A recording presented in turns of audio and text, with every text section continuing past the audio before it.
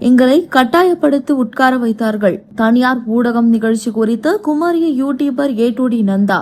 முதலமைச்சர் ஸ்டாலின் பங்கேற்ற தனியார் ஊடக நிகழ்ச்சியின் தான் எதிர்கொண்ட கசப்பான அனுபவங்களை அவர் வீடியோவாக வெளியிட்டுள்ளார். இந்த சம்பவம் தமிழக அரசியலிலும் சமூக வலைதளங்களிலும் பெரும் பரபரப்பை ஏற்படுத்தியுள்ளது. முதலமைச்சரிடம் எதை வேண்டுமானாலும் கேட்கலாம் என்று கூறி அழைத்துவிட்டு அங்கு சென்றவுடன் ஒரு வினாத்தாளை கொடுத்து இதையே கேட்க வேண்டும் என்று நிகழ்ச்சி ஏற்பாளர்கள் கூறியதாக நந்தா தெரிவித்துள்ளார்.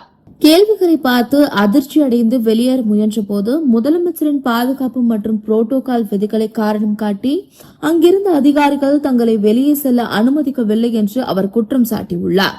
வேலைவாய்ப்பு குறித்த கேள்விக்கு பெங்களூருக்கு செல்லும் தமிழக மாணவர்கள் ஏத்தர் நிறுவனம் வெளியேற்றியது மற்றும் ஜிடிபி வளர்ச்சி குறித்த பல முக்கியமான கேள்விகளை தான் முன்வைத்ததாகவும் ஆனால் அவை எதையுமே ஒளிபாராமல் எடிட் செய்து விட்டதாகவும் அவர் வேதனை தெரிவித்துள்ளார்.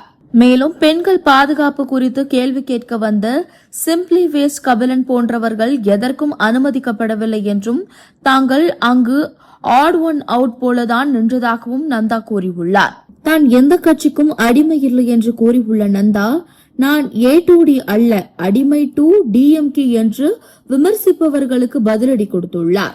மேலும் இந்த சதித்திட்டம் நிகழ்ச்சி ஏற்பாட்டாளர்களுக்கிடையே தவிர இதில் முதலமைச்சருக்கு தொடர்பு இருக்குமா என்பது தெரியவில்லை என்றும் அவர் தெளிவுபடுத்தியுள்ளார். இருப்பினும் இந்த உண்மையை தேர்தல் களத்திலேயே சொல்லியிருக்க வேண்டும் என்று சமூக வலைதளங்களில் ஒரு தரப்பினர் விமர்சித்து வருகின்றனர். இந்த விவகாரம் தற்போது இணையத்தில் காட்டு தீயாக பரவி வரும் நிலையில் நிகழ்ச்சி ஏற்பாட்டாளர்கள் தரப்பிலிருந்து இதுவரை எந்த விளக்கமும் அளிக்கப்படவில்லை.